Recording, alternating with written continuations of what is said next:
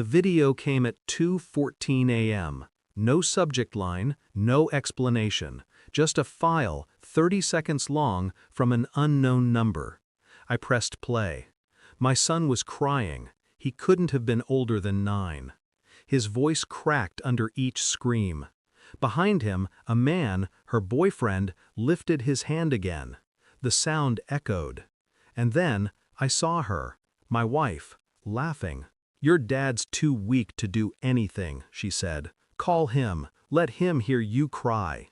He grabbed my boy's phone and dialed. The screen flashed my number. I answered before the first ring finished. "Dad!" The voice broke me and rebuilt me in the same breath. I didn't raise my tone. I didn't curse. I just said, quietly, so calmly it scared even me, "Son, Daddy's pulling up now, with friends." And then I hung up. By dawn, my emergency leave was approved. By noon, I was on a flight home. Every second between felt like a countdown to something final. When I landed, the sky looked exactly the same as when I left. Gray, tired, indifferent. My house sat at the end of a cul-de-sac that used to feel safe.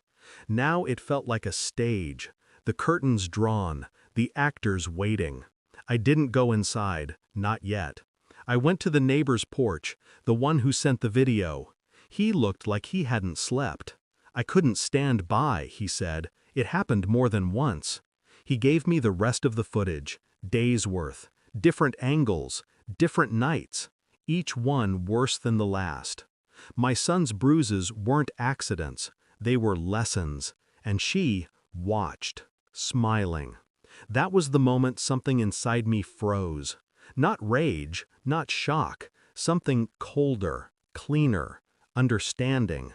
I didn't storm in, I didn't announce my return. Instead, I rented a car and parked 3 houses down.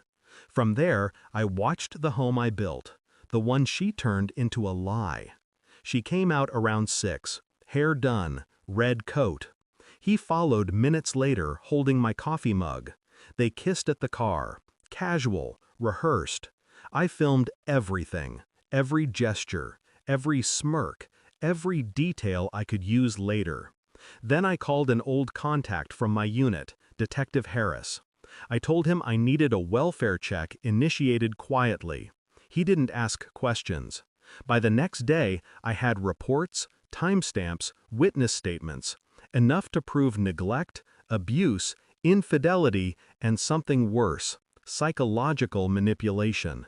They didn't just hurt my son.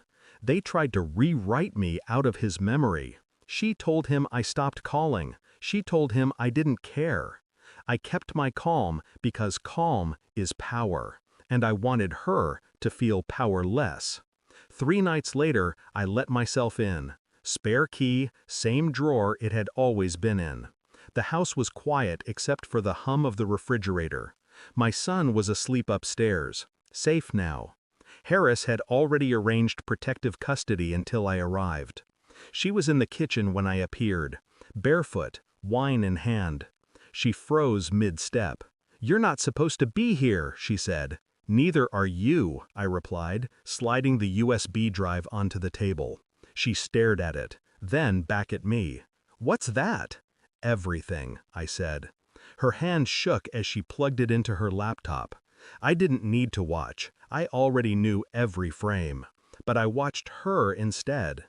The moment she saw herself laughing while he hit our son, her face broke. Not from guilt, from exposure. "You don't understand," she whispered. "No," I said, "you don't." And I walked out, left the door open behind me. The next morning, she and her boyfriend were arrested. I didn't file charges. I didn't have to. The evidence did the talking. Neighbors came forward. The internet did the rest. Her name spread faster than the truth ever could. Her job, gone. Her reputation, ash. He tried to run, didn't make it far. I never touched them, never raised my voice. I just handed the world a mirror and let them see themselves burn in it. When the officers asked if I wanted to make a statement, I said one thing: Justice doesn't need noise. It's been months. My son's laughter sounds different now, careful, as if testing the air first. He sleeps in the room across from mine, door open, always. Sometimes I catch myself staring at that door, listening for his breath, just to remind myself it's real. People tell me I handled it well. They don't understand. I didn't handle it. I contained it, like a bomb that never went off. Because revenge isn't rage, it's restraint. And sometimes the coldest thing you can do is walk away while the fire's still burning behind you. I didn't go home to save them. I went home to end the story they wrote without me. Thanks for watching. Don't forget to like, share, and comment. Subscribe now to Cheating Stories Insight World for more amazing stories.